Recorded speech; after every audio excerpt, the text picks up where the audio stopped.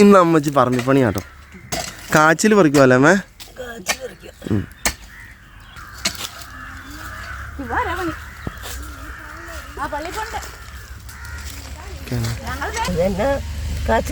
അടിയിലേക്ക് പോയിക്കോണോ? ചെറുതാണോ? ഞാൻ കൂട്ടോ കൂടാനൊന്നുമില്ലേ? ആ ഇത് കുഞ്ഞിതാക്കി കിടക്കുവാ അല്ലേ? അതിന്റെ പോന്നു. അത് പോയതാ, അത് പോയി. അത് കേട് പിടിച്ചു.